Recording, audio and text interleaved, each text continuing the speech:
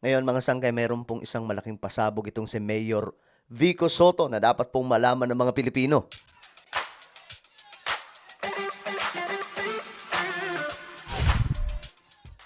Yo guys, what's up? This is me. We are back dito sa ating vlog today sa ating YouTube channel. Sa mga hindi pa po dyan nakakapag-subscribe, no, sa mga bago lang sa ating YouTube channel, makikita nyo po yung subscribe button sa baba ng video na to. I-click nyo lamang po yung subscribe, i-click ang bell, at i-click nyo po yung all. Sa mga nanonood naman po sa Facebook, syempre, i-follow nyo po yung ating Facebook page. Okay, pag-usapan lamang po natin itong matinding pasabog ni Mayor Vico Soto. Dahil alam nyo mga sangkay, itong opisyal na ito, may sense po talaga kapag nagsasalita eh. Meron pong kabuluhan yung mga sinasabi. At malaki pong, sabi ko nga, malaki ang magiging ambag niya sa ating bayan kung siya ang magiging presidente ng Pilipinas sa mga darating na araw, no? Pero since hindi pa pasok yung edad niya, kasi kailangan pa pong ayusin yung yung constitution natin. Kailangan po dyan ibaba yung edad kasi kailangan daw may mahit yung 40 years old para po makatakbo sa pagka-presidente. Ngayon, mga sangkay, eto na. Ito yung kanyang pasabog. About ito sa anti-dynasty law. Gaano nga ba kahalaga ito? Alam nyo, pag itong tao ang nagsasalita, may matututunan po tayo. Kaya pakinggan po natin. Again, maraming salamat po at napag-uusapan na itong anti-political dynasty law. Pero sa tingin ko po, bago natin pag-usapan yung iba't ibang mga detalye nito, yung mga nabanggit po kanina na tanong, kailangan malinaw po sana sa bawat isa kung bakit ba natin sinusulong to. Ba't ba natin hinahangad na magkaroon ng isang anti-political dynasty law? Yun. Para sa akin po, hindi po ito tungkol sa kahit sinong individual o spesipikong pamilya. Hindi po ito laban sa isang pamilya, hindi po ito laban sa isang individual o sa isang politiko. Ang nilalabanan po natin dito, ang ayaw po natin dito, ay yung concentration ng kapangyarihan sa kamay ng iilan lamang. Ayun. Actually, totoo yan mga sangkay. Pansinin po ninyo sa Pilipinas, di ba? Maraming mga magkakamag-anak lang ang paulit-ulit na i-elect. Tapos palitan lang. Kapag halimbawa, yung mayor na nahit na niya yung term limit, papalit lamang po yung vice mayor na pwedeng pinsan o kamag-anak, kapatid. Tapos babalik ulit siyang mayor. Ganun lang mga sangkay. Same, may mga governor, may mga congressman, na ganun po ang ginagawa mga sangkay. Kahit po sa mga kapitan, may mga ganun din po. Kaya mahalaga po itong anti-dynasty law. Actually, mga sangkay, ang pinakagusto ko talaga dyan, yung parliamentary system, no? But since itong anti-dynasty law ang kailangan ngayon para po talagang matapos po itong napakaraming mga hari, no? Mga tinatawag na hari sa Pilipinas ng mga probinsya. Maraming ganyan mga sangkay. Pamilya nila, kami yung may hawak dito. Pamilya naman nila, kaming may hawak sa ganitong lugar. 'Di ba? What we are against here is the concentration of power in the hands of a few political elite. Ayun. Na alam po natin yan na ang nangyayari sa ating bansa. Tama. Pangalawa po, ang nilalabanan at inaayawan po natin dito ay ang paggamit ng resources ng taong bayan. Ayun.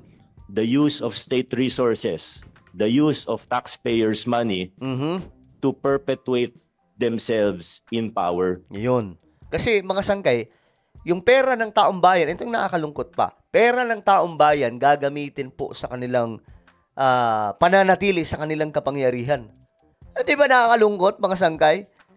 Para manatili sa kanila ang kapangyarihan din, yung pera ng bayan, gagastusin namin to. Kaya pagka-eleksyon, di ba? Kita nyo anong nangyayari mga sangkay. Bayad dito, bayad doon. Pag nanalo na, kurap dito, kurap doon. Kasi magbabawi. Same ng cycle mga sangkay. Bibilhin ng boto, mananalo, magbabawi, mangungurap. Ganun po ang ginagawa nito mga politiko sa ating bansa. Ito yung tinutukoy ni Vico Soto. Ibig po sabihin, ginagamit ang makinarya ng pamahalaan para sa pangampanya nila. Oh, yan ang sinasabi ko. Ginagamit ang pera ng taong bayan para hindi na sila maalis sa pwesto. Mhm. So kung yun yung nilalabanan natin, ano naman yung gusto natin? Mm. Ano ba yung inaasam-asam natin para sa ating bayan? Mhm. Ang gusto po natin, ang mga kabataan, ang gusto po natin, ang mga mahuhusay, ang gusto po natin, ang mamamayan na kwalipikado Mhm. at may kayang mamuno Ayun. ay siyang mabigyan ng pagkakataon. Correct. Kasi marami po mga sangkay yung may mga potential. Magagaling. Pero hindi sila nananalo. Bakit? Walang pera. Walang kapangyarihan. Lalong-lalo na kapag nasa dinastiya yung kalaban mo. Tapos ikaw baguhan ka lang sa politiko. Ay, naku po. Pag hindi ka anuhin yan, pwede ka nilang ipatumba. 'Di ba? Pwede ka nilang ilampaso gamit ang pera ng taong bayan. Pera ng gobyerno. Ganun ang mangyayari. So, sila pa rin pang-uupo. So, yung may mga potensyal na manalo sana at may potensyal na magagaling sana, wala, mga sangkay. Walang nangyayari. Our Constitution not only suggests, but our Constitution guarantees equal access to opportunities for public service. This is the constitutional guarantee that Congress has slept on for the last 40 years. Mhm. Kaya ito po, sinusulong natin ng isang anti-political dynasty law. Gusto po natin na pag may magaling, pag may mahusay, ano man ang kanyang pangalan, ano man ang kanyang kakayahan in terms of money, pondo, kahit wala siyang sapat na, kahit kulang yung resources, walang political machinery, Mhm. hindi miyembro ng political family, ay magkaroon siya ng pinatayan ko na yung sarili ko ng mic. Wala pang 5 minutes.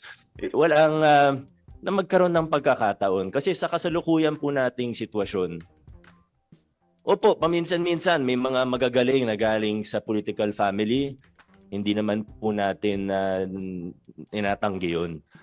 Alam naman po natin, totoo yan. Pero, tingnan natin yung pangkabuuan. May isang kandidato na sobrang galing, honest, may integridad, maayos, mahusay, matino. Pero walang pangalan, walang makinarya, walang pera. Mhm. Ang kalaban niya, miyembro ng political family Mhm. na theoretical lang naman po ito, wala tayong pinatatamaan. Pero may tatamaan. Miyembro ng political family na, let's say, wala masyadong kaalaman, wala masyadong Madaling sabi, bobo, pero nananalo. karanasan, hindi marunong, hindi magaling, Mhm. may pagkakurap pa ng konti. Mhm. Ay, hindi na konti, Mayor. Kurap talaga. Sa sitwasyon natin sa Pilipinas, 9 times out of 10, Mhm. ang mananalo yung miyembro ng political family. Bakit? Correct. Kasi gamit nila yung resources ng pamahalaan. Mismo yan. Kampanya sila, hindi naman gamit, alam naman natin ang totoo, hindi naman nila gamit ang sarili nilang pera eh. Mhm. Pag nakaupo na yan, ang gamit nila para mangampanya, resources ng taong bayan. May iba pang lugar, makikita po natin ng mga instance ng karahasan. Correct. Papasok ang bago, walang koneksyon sa politika. Itutumba. Manganib ang buhay niya mismo. Correct. Sa maraming lugar sa Pilipinas, ganyan po ang sitwasyon. Kaya po kailangan natin ng isang batas to equal the playing field and to give us what the Constitution guarantees, the equal access to opportunities for public service. Yan po ang sinusulong natin, yan ang pinaglalaban natin pag pinag-uusapan natin ang isang anti-political dynasty law. And I hope that Congress now will really be serious, whether the upper house, the Senate, or the lower house. Sana po ay magtuloy-tuloy na. Pero alam din naman po natin ang totoo. Kailangan po ang mga mamamayan natin, ang mga mag-aaral, mga CSOs, kailangan magsanib puwersa tayo, magsanib puwersa kayo para maisulong po natin ang isang batas patungkol dito, ang anti-political dynasty law. Actually guys, napakaganda po niyan, mga sinasabi po ni Vico Soto. Kaya nga lang ang problema natin dyan sa Kongreso. So, kailangan, kasama po yan sa priority na sinasabi ni PBBM. Pero, kailangan dikdikin yung mga yan kasi mostly na nasa Congress, mga nasa dinastiya ng politika. Oh, pumunta lang tayo mga sangkay sa Senado. Ilan yung Villar doon? Ilan yung Tulfo doon? 'Di ba? Tapos, ilan ang Cayetano doon? 'Di ba mga sangkay? Ilan yung magkakapamilya sa loob ng Kongreso? Doon sa Kamara. Ganun din po mga sangkay. 'Di ba? Mayor yung anak, congressman yung tatay, gobernador yung tito. Ganyan mga sangkay, sila lamang may hawak. Senador yung kuya. 'Di ba? Pambihira mga sangkay. So, napapanahon na ito para magiba talaga yung mga dinastiya ng mga politicians sa ating bansa. Isa po yan sa prioridad ngayon ni PBBM. Well, kayo ba ay pabor? So, sinasabi, napasabog po ni Mayor Vico Soto. Comment down below. Meron po tayong YouTube channel. Ito po ay Sangkay Revelation. Hanapin nyo po ito ngayon sa YouTube. Kapag nakita nyo na, i-click nyo po yung subscribe, i-click ang bell, at i-click nyo po yung all. Ako na po ay magpapaalam. Mag-iingat pong lahat. God bless everyone.